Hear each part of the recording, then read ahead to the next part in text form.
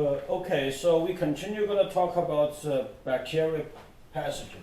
So first one is we will talk about meningitis. Okay, what is meningitis? That's inflammation between brain membrane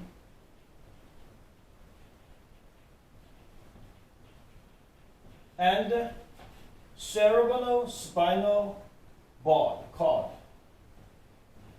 So CS cord. So of course you have a liquid cord. Cerebral spinal fluid, CSF.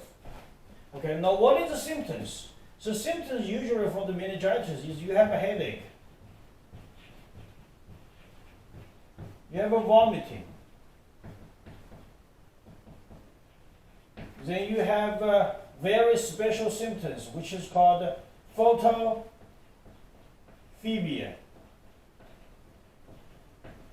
which means you're scared to the light. And then you could have very stiff, we say tough neck.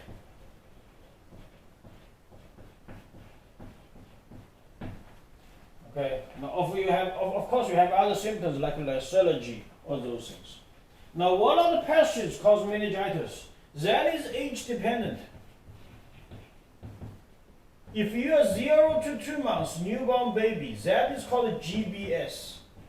This is a group B, Streptococcus agalactia. If you are 2 months to 5 years old, that is we call it HIB. So that is type B Haemophilus influenza. We will mention the Haemophilus influenza very detailed later on. If it's 5-year-old to 40-year-old, this is actually Neisseria meningitis.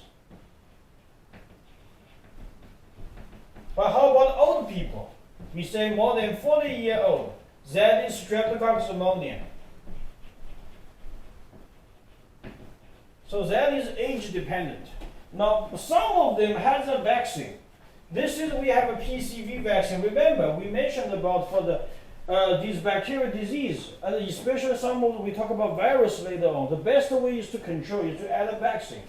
So we have a Pcv vaccine. Here we have a HIV vaccine, and GBS we don't have it. And Neisseria meningitis we have like a MPSV 40. But remember, it's not going to cover too much because we have A, B, C, Y, and W 135. It's not going to cover B very well. It's only going to cover A, C, Y, and W 135.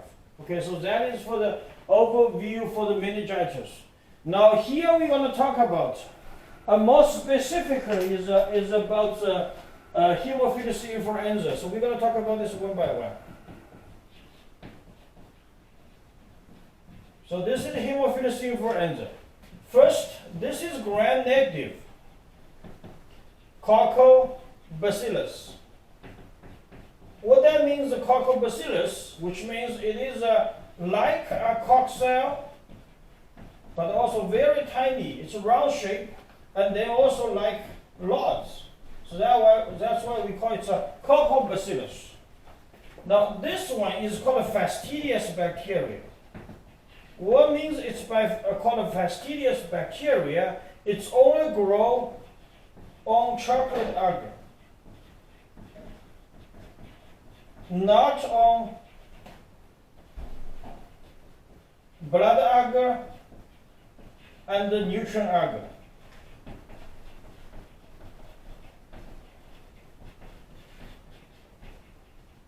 Okay, so chocolate agar, remember we mentioned, we had a joke. Chocolate agar, there's no chocolate there. That is 7% sheep blood agar. You heat it, then you see it's a turn brownish, we call it a chocolate agar. So that's a fastidious bacteria. Now, since it's a fastidious bacteria, they need X and V factor to grow. So X is hemi. That is one component on the blood, and V is NAD. That is called nicotinic adenine dinucleotides. That is the electrocarrier. We will mention in the examination 3. Okay? Then we mentioned there is called satellite symptoms. SATELLITE, satellite phenomenon. So what happened is, if you have a blood agar, this is a blood agar, and then the Staphylococcus aureus will grow there. Okay, Staphylococcus aureus grow dramatically. Then you will see this guy will also grow, but very, very tiny, surrounded. And this is called a satellite phenomenon. This is the red one here is Staphylococcus aureus. Okay, and then you see they will grow there. Now, Haemophilus influenza, like we mentioned here, this is for the kids 2 months to 5 years old. This is we call it's a #1 childhood disease in the United States nationwide and also in the world, because it's caused more than 300,000 deaths each year. Well, that is of course the CDC survey before the 2010. Right now, maybe the number has been decreased because we have a vaccine, and that vaccine is required to be taken if you have a register in the child hospital. Okay, so that's something we want to mention. Now, for the treatment, of course, you need antibiotics. That's for sure. But here, you need a vaccine. That's the most important. Okay, now, but I'm also going to mention Haemophilus influenza majorly causing meningitis, but also it's going to cause like pneumonia or like cold-like symptoms at the beginning. It's accompanied. It's not like separate.